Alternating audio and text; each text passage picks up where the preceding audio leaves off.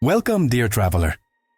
As dawn breaks over the hills of Galilee, we step into a world long past, where the smell of cedar wood fills the air and the rhythm of skilled hands shapes the very foundations of daily life. Today we journey through a single day in the life of a carpenter during biblical times, when every beam, every door, every piece of furniture was crafted by hand, with patience and dignity that echoes through the centuries. If you enjoy these peaceful journeys through history, please consider subscribing to Sleepy Traveler for more immersive historical experiences. Now, let us begin our journey as morning light spills into the workshop.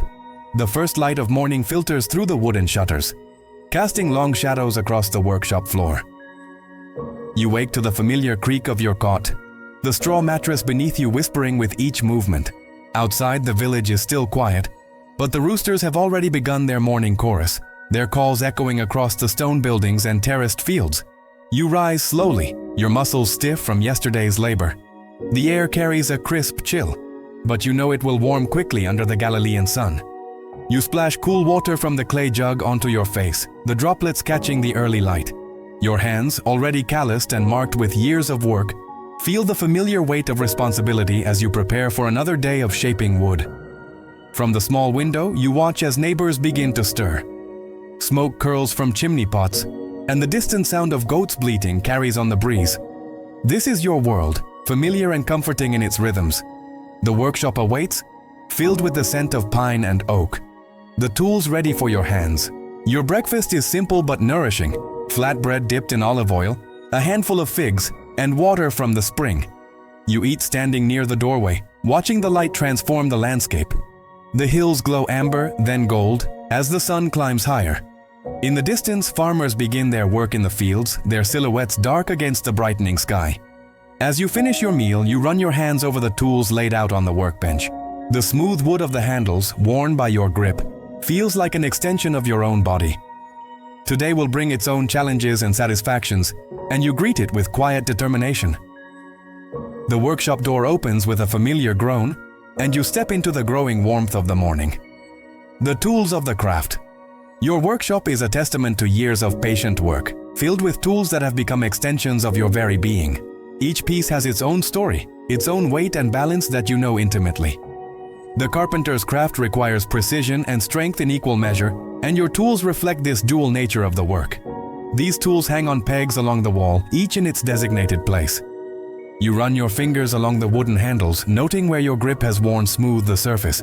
The iron heads gleam dully in the morning light, some showing the first signs of rust that you'll clean before beginning work. A leather belt holds your smaller tools close to your body, allowing you to move freely around your work.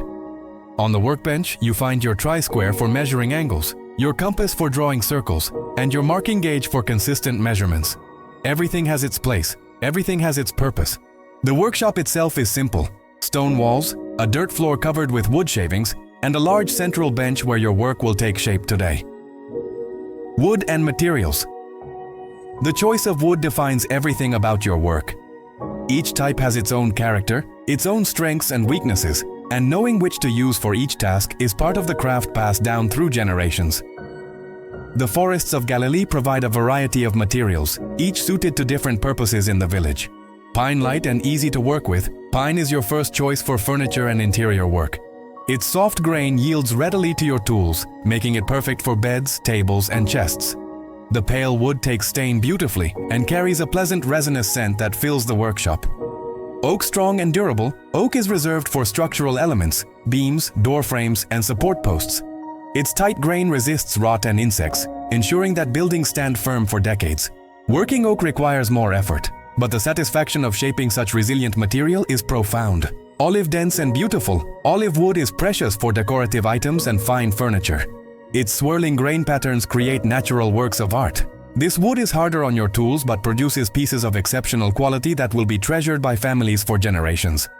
Cedar. The rarest and most valued, cedar carries a distinctive fragrance and resists decay naturally. Used for important structures and temple work, this wood is a luxury few can afford but produces work of unmatched beauty and longevity. You inspect your wood pile, running your hands over the stacked planks. Some have been seasoning for months, their moisture content reduced to prevent warping. You select pieces based on their grain patterns, their weight, their character. The wood tells you what it wants to become, and you listen carefully. A plank with straight grain might become a door, while one with interesting knots could be shaped into a decorative chest. Each piece is carefully measured and marked before cutting. Waste is not tolerated in your craft. Even scraps find use as pegs, kindling, or small household items. The wood is precious, and your respect for the material shows in every careful cut, every measured stroke of your tools. With the morning light streaming through the open door, you begin your work. Today's task is to complete a door frame for Eli, the weaver, whose shop door has warped in the summer heat. You've already roughed out the pieces yesterday, but now comes the precise work that separates skilled craftsmanship from mere construction. Measuring and marking. You measure the opening in Eli's shop once more, ensuring perfect dimensions. The frame must fit precisely, allowing the door to swing freely without gaps. Cutting to size. Using your saw, you cut the oak planks to exact specifications. The rhythmic sound fills the workshop as wood fibers separate cleanly with each stroke. Shaping the joints. With chisel and mallet, you carefully cut mortises and tenons, the interlocking joints that will hold the frame together without nails. Smoothing surfaces. The adze removes rough spots. Then the plane creates smooth, even surfaces. Wood shavings curl away in golden ribbons beneath your tools. Fitting and testing. You carry the frame to Eli's shop, where you test the fit. Minor adjustments with the chisel ensure perfection before final assembly. The work requires complete focus. Your hands move with practiced certainty, but your mind remains alert to every detail. The sound of your tools becomes a meditation. The scrape of the plane, the thud of the mallet, the whisper of wood fibers giving way. Dust rises in the sunlight, catching the golden rays that stream through the doorway. Your muscles work in harmony, each movement efficient and purposeful. Years of practice have taught your body the exact pressure needed, the perfect angle for each cut. There's a satisfaction in this physical labor that cannot be found in words, the transformation of raw material into functional beauty, the creation of something that will serve a family for years to come. The morning passes quickly in this focused state. You pause only to drink water from the clay jug and wipe sweat from your brow. The sun climbs higher, warming the workshop, and the scent of fresh sawdust fills the air. This is your craft, your calling, and in these quiet hours of creation, you find deep contentment. Though your hands shape the very structures that shelter the village, your social standing is complex, neither elevated nor dismissed. Carpenters occupy a practical, essential place in Galilean society, respected for their skill but not granted the status of scholars or priests. Villagers know they depend on your work. Without your craft, there would be no houses, no furniture, no farm implements. Every family that walks through a door you've hung, every farmer who uses a plow you've repaired, every child who sleeps in a bed you've built, all are beneficiaries of your skill. This creates a network of quiet respect that transcends formal hierarchies. Yet there's also a certain humility in your position. You work with your hands, covered in sawdust and sweat, while others may work with words or manage land. The distinction is subtle but real. Still, there's pride in your work that needs no external validation. You can point to tangible results, a sturdy table, a well-hung door, a repaired roof beam, and know that your contribution matters. Other craftsmen, potters, weavers, blacksmiths, share your position, creating the fabric of daily life through skilled hands. Together you form a community of makers, each with specialized knowledge that benefits the whole. You exchange tools, share techniques, and sometimes collaborate on larger projects. The wealthy landowners depend on you too, though they may not acknowledge it directly. Their villas require skilled carpentry just as much as the modest homes of farmers. In this way, your craft serves all levels of society, binding the community together through shared dependence on practical skill. Beneath the dignity and satisfaction of the craft lies the physical reality of carpentry, a demanding profession that marks your body with its passage. Each day brings its own toll, and the cumulative effect shapes not just wood, but the very form of your hands and the strength of your frame. Calloused hands. Years of gripping tools have transformed your hands. The palms are thick with protective calluses, the fingertips slightly flattened from constant pressure. Cuts and scrapes heal into permanent marks, each telling a story of past work. These hands, rough to the touch, possess extraordinary sensitivity. You can feel grain direction, detect flaws, and judge moisture content by touch alone. Constant wood dust is ever present, coating your skin, finding its way into your hair, settling in your lungs.